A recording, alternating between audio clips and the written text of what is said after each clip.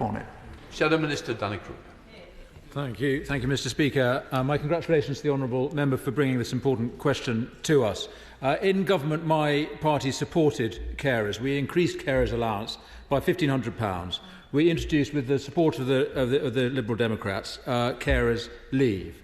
And we are united again today in dismay at what this government is doing. They had 14 years to prepare their welfare reforms.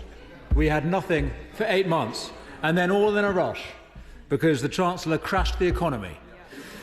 Growth this year cut in half, inflation rising further, unemployment up, productivity down, debt interest soaring and a record tax burden, 200,000 people being pushed into absolute poverty by the measures of this government.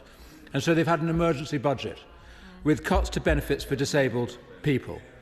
Perhaps if they weren't in such a rush, they'd have realised that these crude reforms also impact carers. 150,000 people who gave up income to look after a loved one, rely on carers' allowance to make ends meet and are now going to lose it. So they are balancing the books on the backs of the people least able to take the weight. And that's Labour, making other people pay for the fiasco of their budget. First they came for the farmers, then they came for the pensioners, and now it's the carers.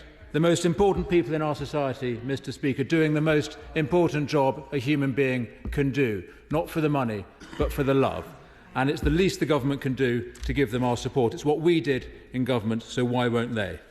Can the Minister confirm whether carers' allowance was a deliberate target of their reforms, or did they not realise the impact of what they were doing to PIP because of the rush they were in?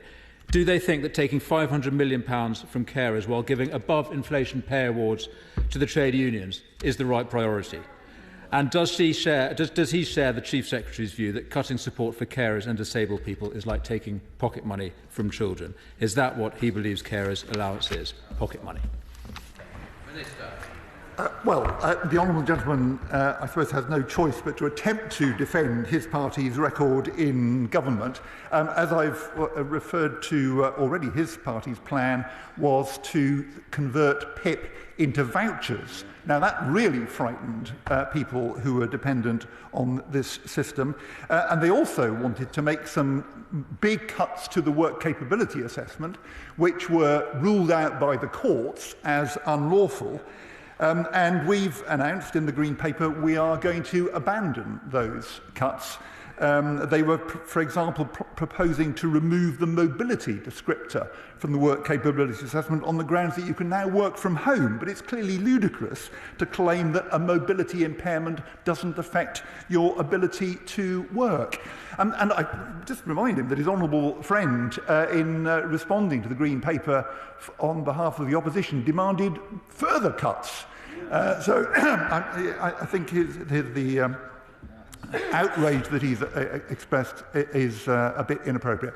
But no, we've got a proper plan here, set out in the Green Paper. It's been well thought through, as he will find if he reads properly the Green Paper, including on the very last page a reference to unpaid carers. So we're well aware of the impacts this will have, and that's why we're consulting on those transitional arrangements.